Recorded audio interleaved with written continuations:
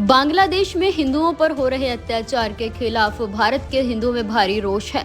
रविवार को रेवाड़ी में हिंदू संगठनों से जुड़े लोगों का गुस्सा फूट पड़ा। रेवाड़ी नई अनाज मंडी में हिंदू संगठनों के लोग भारी संख्या में एकत्रित हुए और बैठक कर पूरे घटनाक्रम की निंदा की। इसके पश्चात अनाज मंडी से शुरू होकर अग्रसेन चौक, भाड़ावास गेट, मोती चौक, झज्जर चौक से होते हुए पूरे शहर में आक्रोश रैली निकाली। तत्पश्चात लघु सचिवालय पहुंचकर राष्ट्रपति और प्रधानमंत्री के नाम जिला उपायुक्त को एक ज्ञापन भी सौंपा। इस आक्रोश रैली में उमड़ा लोगों का जनसैलाब ये बताने का पर्याप्त था कि इस घटना के प्रति लोगों में किस कदर गुस्सा है।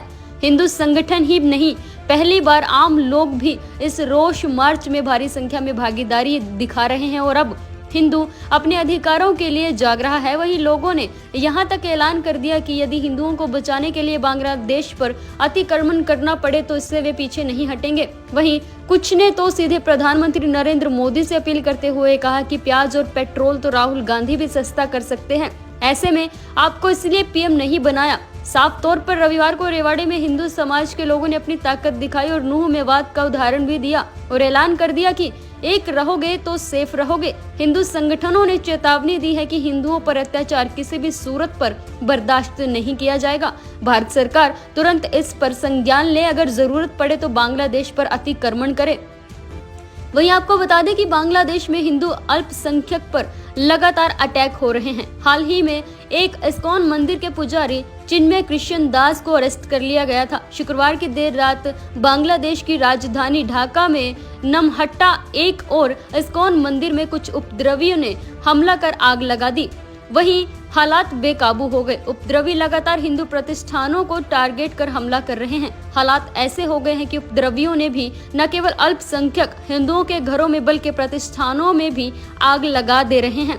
सरकार और पुलिस प्रशासन मूक दर्शक बनी हुई है। सेना भी उपद्रवियों के साथ खड़ी दिख रही है।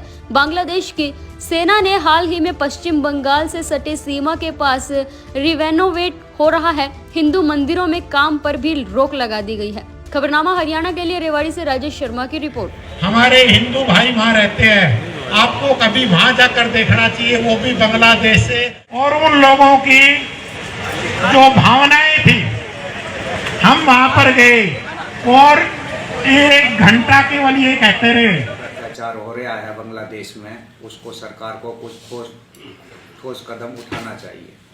नहीं अन्यथा हम सभी संत कुंभ की जगह यदि बांग्लादेश में गूंज कर जाएंगे तो सारा बांग्लादेश का विनाश हो जाएगा। तो इसलिए सरकार से ही कहना है कि उस पर कोई ना कोई सख्त कदम उठाया जाए हमारे संतों की तरफ से। तो संगठन इकट्ठा हुआ है, सरकार को चेतावनी दी है कि सरकार इसका कोई कदम ठोस उठाया जाए।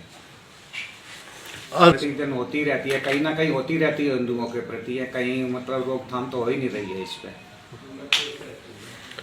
तो आज कार्यक्रम ये था कि पूरे रेवाड़ी जिले में, शहर के अंदर में जो जुलूस काटा बांग्लादेश के खिलाफ, जो अपने हिंदुओं को जागृत करने के लिए और बांग्लादेश के खिलाफ के इस पर कोई ना कोई सख्त कदम उठाया जाए। सभी संगठन शामिल थे, संत समाज था, सभी संगठन थे, विश्व हिंदू परिषद था, बजरंग दल था, शिवसेना के थे, सभी सदस्य थे। इसमें कुछ विज्ञापन डीसी को दिया था, डीसी सरकार के द्वारा सरकार तक पहुँचाई गई। विजेंद्रपुरी भूरानंद की बगीची, रेवाड़ी, हरियाणा। मैं दिलीप शास्त्री धर्माचार्य सनातन धर्म जिला रेवाड़ी से एक बात कहना चाहता हूँ। हमारे इस विश्व में हिंदुओं के साथ में इस बांग्लादेश में जो अत्याचार हुआ है, इसलिए सभी हिंदू आक्रोश में। आज हमने रेवाड़ी के जितने भी धार्मिक संस्थाएं हैं, जितने संगठन हैं, तो जैन समाज से है, जो ब्राह्मण समाज से है, शिवसेना है, बजरंग दल है, चाहे इतिहासकार है, साहित्यकार है, जितने संत हैं, जितने अखाड़े हैं, सबने रोष प्रकट किया।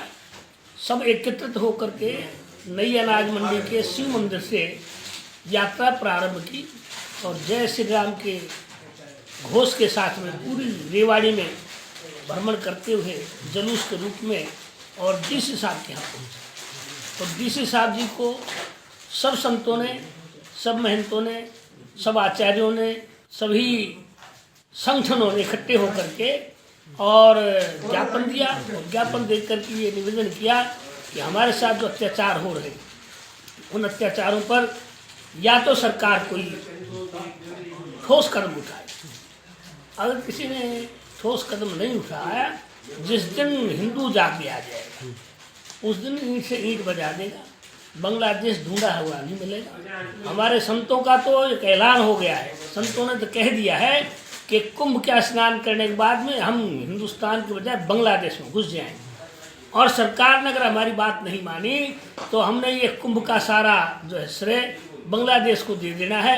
एक भी बांग्लादेशी जो हमारे पर अत्याचार कर रहे हैं वो ढूंढे नहीं मिलेंगे, फिर हमें दोष मत देना। इसलिए उनका सीधा सा एक ही संकल्प है, एक ही घोषणा है कि या तो सरकार चेत जाए और हमारी बात की जो है पैरवी करे, और नहीं हम जो करेंगे फिर हमें दोष नहीं देना। ये संतों का आह्वान था।